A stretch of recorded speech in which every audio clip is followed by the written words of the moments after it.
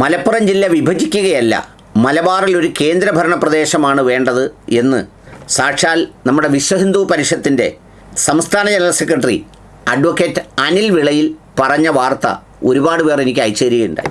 പലരും അതിനെ വളരെ പരിഹാസതുല്യമായിട്ടാണ് കാണുന്നത്. എങ്ങും കേട്ടിട്ടില്ലാത്ത ഈ പറയുന്ന അനിൽ വിളയിൽ എന്ന് പറയുന്ന ഒരാൾ ചില മണ്ടത്തരങ്ങളും പോഴത്തരങ്ങളും പറഞ്ഞ് പൊതുരംഗത്തേക്കും പൊതുചിത്രത്തിലേക്കും വന്നതിന് ശേഷം സമാനമായി പറയുന്ന ഒരു പൊതുപോഴത്തരമായിട്ടാണ് ഇതിനെ എല്ലാവരും നോക്കിക്കാണുന്നത്. എന്നാൽ അത്രമേൽ അങ്ങോട്ട് തള്ളിക്കളയാൻ കഴിയാത്ത, പലയിടങ്ങളിലും വളരെ രഹസ്യമായി ഒരു അനുകൂല സാഹചര്യം ഉണ്ടായാൽ അസാധ്യമായത് സംഭവിപ്പിക്കാൻ കഴിയുമെന്ന സാധ്യത ഉപയോഗിച്ച് വളരെ കൃത്യമായി ആസൂത്രണം ചെയ്തിരിക്കുന്ന അജണ്ടകളിൽ ഒന്നാണ് അദ്ദേഹം ഈ പുറത്തു പറഞ്ഞ മലബാറിനെ അല്ലെങ്കിൽ മലപ്പുറത്തെ കേന്ദ്രഭരണ പ്രദേശമാക്കുക എന്ന് പറയുന്നത്. നമുക്കിത് കേൾക്കുമ്പോൾ അസാധ്യമായി തോന്നും. എന്തുകൊണ്ടാണ് അസാധ്യമായി തോന്നുന്നത് എന്ന് ചോദിച്ചാൽ, ഇന്ത്യയുടെ ഭരണഘടന, ജനാധിപത്യം, ഇവിടുത്തെ ജുഡീഷ്യറി, ഇത്തരം കാര്യങ്ങളിലുള്ള വിശ്വാസം കൊണ്ടാണ് നമുക്കിത് അസാധ്യമായിട്ട് തോന്നുന്നത്. പക്ഷേ ഈ നേരത്തെ പറഞ്ഞ ഘടകങ്ങളൊക്കെയും ഇന്ന് ഒരു കടലാസ് പുലികളായി മാറിക്കൊണ്ടിരിക്കുന്ന കാലത്ത് ഇത്തരം ഒരു സാഹചര്യത്തെ കാണുക തന്നെ വേണം എന്നതാണ് അതിൻ്റെ ഒരു സത്യസന്ധമായ അവസ്ഥ. ഇത് ഇന്ത്യയിൽ നമ്മുടെ കൺമുന്നിൽ കാശ്മീരിൽ സാധ്യമാക്കിയ ഒരു ഫോർമുലയാണ് ഈ പറയുന്നത്. കാശ്മീരിൽ സാധ്യമാക്കിയ ഫോർമുല എങ്ങനെയാണ് ചെയ്തത് എന്ന് ചോദിച്ചാൽ, അതിനെ എൻഡോഴ്സ് ചെയ്ത് കൊടുത്ത സുപ്രീം കോടതി അടക്കം ഈ ഭരണഘടനയുടെ സ്പിരിറ്റിനെ എങ്ങനെയാണ് നോക്കിക്കണ്ടത് എന്നുള്ളതും വളരെ അക്കാഡമിക്കലായി ശ്രദ്ധയോടെ നമ്മൾ അറിയേണ്ട ഒരു കാര്യമാണ്. ഇന്ത്യൻ ഭരണഘടന പ്രകാരം ഒരു സ്റ്റേറ്റിനെ കേന്ദ്രഭരണ പ്രദേശമാക്കി മാറ്റുന്നതിന് ആ സ്റ്റേറ്റിൻ്റെ ഒരു പ്രമേയം ആവശ്യമാണ്. അതായത് സ്റ്റേറ്റ് അസംബ്ലി അംഗീകരിച്ചാൽ മാത്രമാണ് അങ്ങനെ ഒരു കേന്ദ്രഭരണ പ്രദേശം ഉണ്ടാക്കാൻ കഴിയുക.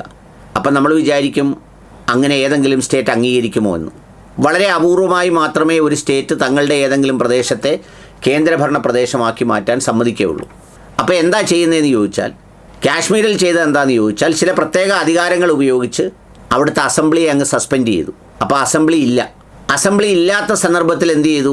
അവിടെ കേന്ദ്രസേനയെ അടക്കം ഇറക്കിയിട്ട് എന്ത് ചെയ്തു? പാർലമെൻറ്റിൽ ഒരു ബില്ല് പാസ്സാക്കി ലഡാക്ക് പോലെയുള്ള ചില പ്രദേശങ്ങൾ അങ്ങോട്ട് മാറ്റി ഒരു കേന്ദ്രഭരണ പ്രദേശം അങ്ങ് സൃഷ്ടിച്ചു. അപ്പോൾ കോടതി അത് മുഴുവൻ ഗൗരവമായി കേട്ടു. ഉടൻ തന്നെ അതിൽ അപ്പീൽ പോയി. അവിടുത്തെ സർക്കാരും രാഷ്ട്രീയ പാർട്ടികളും കോടതിയെല്ലാം കേട്ടിട്ട് പറഞ്ഞെന്താണെന്നറിയോ?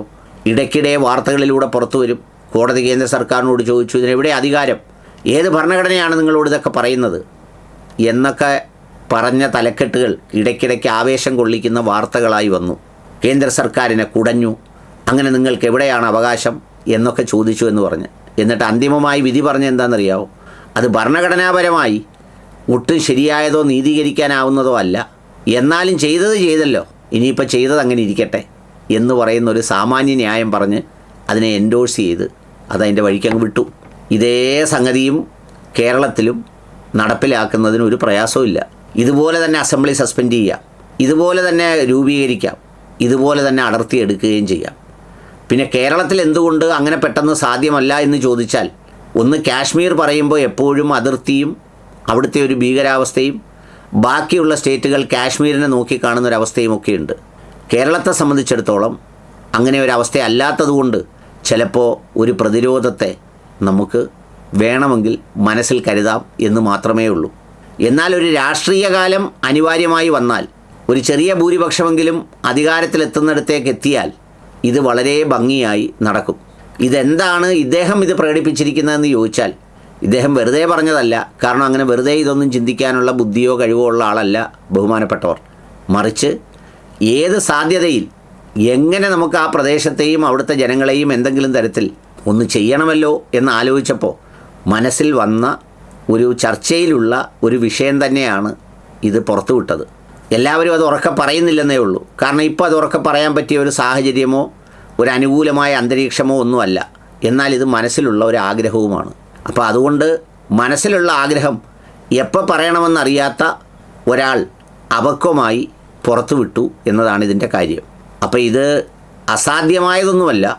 ഒരുപാട് സങ്കീർണതകളും കടമ്പകളും ഒക്കെ ഉണ്ടെങ്കിലും അതൊക്കെ ഈ നേരത്തെ പറഞ്ഞ സംവിധാനമെല്ലാം, ഏത് ഭരണഘടനയെ വ്യാഖ്യാനിക്കാൻ ഒരു പാർലമെൻറ്റും അതിന് കുഴപ്പമില്ലാത്ത രീതിയിൽ ഒപ്പിടാൻ ജനപ്രതിനിധികളും, എന്തെങ്കിലുമായി വന്നു ഇനി അങ്ങനെ ഇരിക്കട്ടെ എന്ന് പറയുന്ന കോടതിയും ഒക്കെ ഉണ്ടെങ്കിൽ ഇത് സാധ്യമാകുന്ന കാര്യം തന്നെയാണ്.